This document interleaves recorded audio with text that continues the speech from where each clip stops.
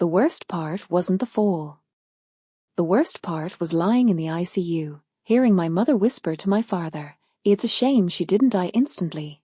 The care is going to drain the accounts." They thought my brain was mush, but I heard every single word. $5 million. That's the price they put on my head to pay off my sister's debts. They wanted a vegetable. They got one.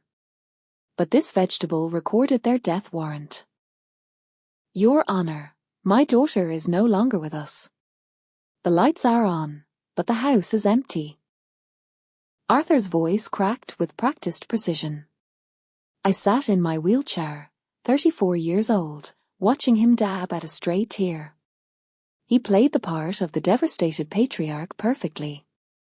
To the judge, I was a broken thing, 3 months of absolute silence, a traumatic brain injury, a helpless woman who needed her father to seize control of her $6 million estate. But beneath my wool blanket, my finger hovered over a play button. He thought he had finally won, but he had no idea he was standing in the grave he'd spent months digging for himself. I sat there listening to the man who had loosened the bolts on my balcony weep about how much he loved me. 3 months before we stepped into this courtroom, the obsidian perch was not a crime scene. It was my magnum opus. I had spent 5 years designing it, a brutalist masterpiece of steel and reinforced glass cantilevered over the jagged cliffs of the Oregon coast. It was transparent, open, and honest. It was everything my family was not. I remember the day I finally allowed them to visit. It was a mistake. My father didn't look at the horizon. He walked the perimeter, tapping the glass walls with his signet ring, his eyes narrow and calculating. He didn't see a home, he saw equity. My mother, Eleanor, drifted through the kitchen, her fingers trailing over the marble island like an appraiser looking for reasons to lowball a bid.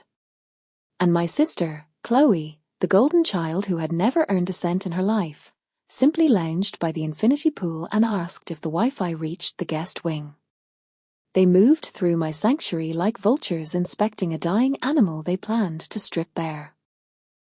Then came the night of the fall. I remember the sharp scent of salt spray. I remember leaning against the railing to watch the sun dip below the Pacific. And I remember the sudden, sickening weightlessness when the steel gave way. There was no snap of metal, no warning groan, only empty air and the violent rush of gravity. When I woke, the world was sterile and blinding. The scent of antiseptic scorched my throat. I tried to move, but my body felt as though it were encased in lead. I was in a hospital room, the rhythmic beep of the monitor the only pulse in the room. Then I heard them, the low murmur of voices. My parents. My first instinct was to cry out to them, to beg for comfort. But a cold, primal intuition whispered for me to stay quiet. I kept my eyes closed. I slowed my breathing. I played dead. The doctors say the spinal trauma is significant, and my mother's voice said. She didn't sound afraid, she sounded annoyed. If she needs long-term care, it's going to drain the accounts. We file for power of attorney the moment she's declared incompetent, Arthur replied. His voice was flat, professional, the tone he used for closing real estate deals. We can have the house listed by next month. The market is peaking. We'll take the proceeds as a management fee for her care. What if she wakes up lucid? Chloe asked. She fell 30 feet, Chloe, and my father scoffed. Even if she wakes up, she'll be a fog. We control the narrative. We tell the judge she's confused, unstable. Lying there in the dark, listening to them carve up my life while I was still bleeding, I finally understood. There is a concept in psychology called dehumanization, a mental trick predators use to bypass their own empathy. To Arthur and Eleanor, I wasn't their daughter. I wasn't a human being in pain. I was a malfunctioning appliance. And since I was broken, they were checking the warranty to see how much cash they could squeeze out of the scrap metal. They weren't relieved I had survived. They were disappointed I wasn't dead enough to collect the insurance, but injured enough to be exploited. I made a choice in that hospital bed. If they wanted a vegetable, I would give them one. I would be silent. I would be helpless. I would let them believe they had won right up until the moment I destroyed them. I didn't return to the Obsidian Perch when I was discharged. I moved to a small rental 3 towns away, paid for in cash by a friend who knew better than to ask questions. I needed to vanish. To my parents, I was a confused invalid recovering in a long-term care facility. To the world, I was a ghost. But in reality, I was a general gathering ammunition for a war they didn't even know had started. The legal assault began 3 days later. It wasn't subtle. It was a scorched earth campaign. A process server found me at the rental. My parents had hired a private investigator to track my burner phone. He handed me a stack of documents thick enough to bridge a canyon. I sat on the floor and read through them, a cold, hard knot forming in my chest. They weren't just filing for a conservatorship. They had filed a separate civil suit claiming a constructive trust. The audacity was breathtaking. Arthur was claiming that the architectural designs for the Obsidian Perch, my life's work, my vision, were actually his intellectual property. He claimed I had stolen his sketches and used family funds to build it. It was a lie so bold it was almost impressive. To support it, they had affidavits, one from Chloe, claiming she saw me tracing our father's old blueprints, and another from a disgraced former partner of mine, likely bought off with the promise of a cut. Then came the financial stranglehold. I tried to order supplies online, and the card was declined. I checked my accounts. Frozen. Every single one. An emergency injunction had been granted by a judge who believed their story of my diminished capacity. They were cutting off my heir, banking on the fact that a brain-damaged woman with no resources couldn't mount a defense. They were right about the money, but they were dead wrong about the brain damage. I sat on the floor of the rental, the weight of the legal documents pressing against my lap like a physical burden. They weren't just seeking a conservatorship, they had filed a separate civil suit claiming a constructive trust. The sheer audacity was breathtaking. Arthur was asserting that the architectural designs for the Obsidian Perch, my life's work, my singular vision, were actually his intellectual property. He claimed I had stolen his sketches and used family funds to bring them to life. It was a lie so bold it was almost impressive. To bolster this fabrication, they had produced affidavits, one from Chloe, my sister, swearing she had seen me tracing our father's old blueprints, and another from a disgraced former partner of mine, a man likely bought off with the promise of a percentage. Then came the financial stranglehold. I tried to order basic supplies online and watched the screen turn red. Card declined. I checked my accounts and found them all frozen, an emergency injunction granted by a judge who had swallowed their story of my diminished capacity. They were cutting off my air supply, banking on the fact that a woman with a supposed brain injury and no resources could never mount a defense. They were right about the money, but they were dead wrong about the brain damage. I didn't panic. Panic is a luxury for those with safety nets. Instead, I reached for my burner phone and dialed a number I had committed to memory years ago. Elias. Elias was the lead contractor who had built the perch. He was also the family fixer, the man my father called when permits needed to vanish or when inspectors needed to look the other way. He was a man who knew exactly where the bodies were buried because he was usually the one holding the shovel. "Meet me," I said when he finally picked up. The old Blackwood quarry. Midnight. He didn't ask who it was. He knew. The quarry was a tomb of silence, the air heavy with the scent of damp stone and pine needles. Elias was waiting in his truck, the engine idling low. When I rolled myself into the wash of his headlights, he looked as if he had seen a phantom. He was a massive man with scarred hands and a face carved from granite, but he was visibly shaking as he stepped out of the cab. "I thought you were gone," he whispered, his voice barely audible over the wind. "Arthur said you were a vegetable." "He lied," I replied, my voice steady. "Just like he lied about the railing." Elias flinched. He reached into his heavy work jacket and pulled out a cloth rag, bundled tight. He walked over and placed it in my lap with the ginger care one might use for a live bomb. "I was supposed to testify," he said, his voice cracking. "Your father told me if I didn't say the construction failed because of your design flaws, he would ruin me. He told me to scrub the site, to replace the hardware before the insurance adjusters arrived." I unfolded the cloth. Inside lay a heavy steel bolt, the primary anchor that had secured the glass railing to the cantilevered frame. The bolt that had failed. I picked it up, feeling its cold, dead weight. "It's sheared clean in the middle," Elias said, tears welling in his eyes. "It wasn't rust, and it wasn't a manufacturing defect. Look at the striations, Claire. That isn't a stress break. That's a cut." I ran my thumb over the metal. It was smooth, surgical. Someone had taken a hacksaw to the high-tensile steel, sawing 3/4 of the way through, leaving just enough metal to hold the glass upright until someone leaned their weight against it. "He told me to use cheap materials," Elias choked out. "I thought he just wanted to skim the budget. I didn't know he was setting a trap.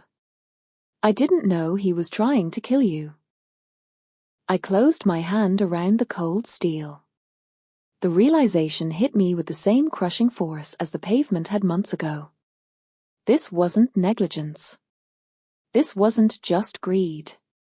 My parents hadn't simply waited for an accident to happen. They had engineered an execution. I sat in that dark rental later that night, holding the bolt until it grew warm against my palm. Elias was right. This was a cut, not a break. But in a court of law, a piece of metal is just a piece of metal. My father would simply claim Elias was a rogue contractor, incompetent and bitter, trying to shift the blame for his own shoddy workmanship onto a grieving family. They would destroy his reputation to save their own skins. I needed more than a weapon. I needed a confession. Arthur would destroy Elias's reputation without a second thought to save his own skin. I needed more than just a weapon. I needed a confession. I looked at my laptop. My parents had frozen my bank accounts, but they had overlooked one crucial detail. They were trying to steal a house they didn't understand. The obsidian perch wasn't just a structure of steel and stone. It was a sensory machine. During the design phase, I had been obsessed with the acoustics of the Pacific. I wanted the sound of the tide to filter through the halls with mathematical perfection, so I had installed high-fidelity audio sensors in every exterior zone to monitor wind noise and adjust the automated glass baffles. The house was always listening. I logged into the encrypted cloud server, my hands moving with the steady precision of a surgeon. I bypassed the user interface and went straight to the raw data logs, scrolling back through 3 months of digital silence until I found the date. The night of the fall. The file was massive, West Terrace audio stream. I put on my noise-cancelling headphones and killed the lights in the rental until the only thing left in the room was the blue glow of the screen. I pressed play. At first, there was only the rhythmic, primordial crashing of the waves against the cliffs. Then, the hum of a sliding glass door. Footsteps, the heavy, confident tread of my father and the sharp, rhythmic clicking of my mother's heels. "It's too damn windy out here, Arthur." My mother's voice cut through the white noise. She sounded impatient, not admiring the view. "It has to be tonight," Arthur replied. His voice was low, but the high-gain sensors caught every vibration of his vocal cords. "The policy lapses next month if we don't make the premium. We're out of time." I froze. "Policy? What policy?" I rewound the track and played it again. "Elias did it?" Eleanor asked. "You're certain?" "He soared it 3/4 through," Arthur answered. "I checked it myself while she was in the powder room. It looks solid, but if she leans on it, gravity does the rest." A wave of nausea hit me so violent I had to grip the edge of the desk. They were discussing my murder with the casual tone of a couple deciding where to eat dinner. "And the payout?" Eleanor asked. "Verify the numbers again." "Basic life is $2.5 million, Arthur said. But the accidental death rider, if she dies on the property due to a structural failure, it doubles. $5 million, Eleanor. That clears the bank loans, the liens, and Chloe's mess in Vegas." Chloe. My sister. The golden child with the gambling addiction I was never supposed to know about. They weren't just killing me for their own debts, they were liquidating me to bail out the daughter who had never worked a day in her life. $5 million, my mother mused.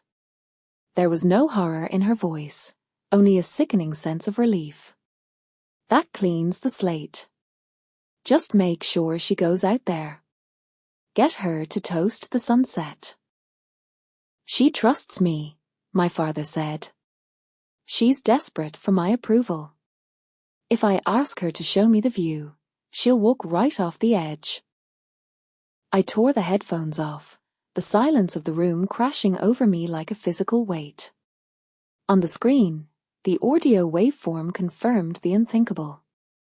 My parents had plotted to liquidate my life like a distressed asset. I wasn't a daughter to them, I was a $5 million payout. This wasn't a toxic family dynamic anymore. It was attempted murder. The shock hardened into a cold, diamond-sharp clarity.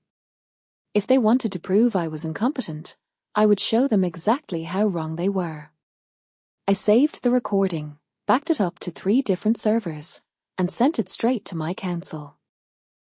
The courtroom pulled me back to the present.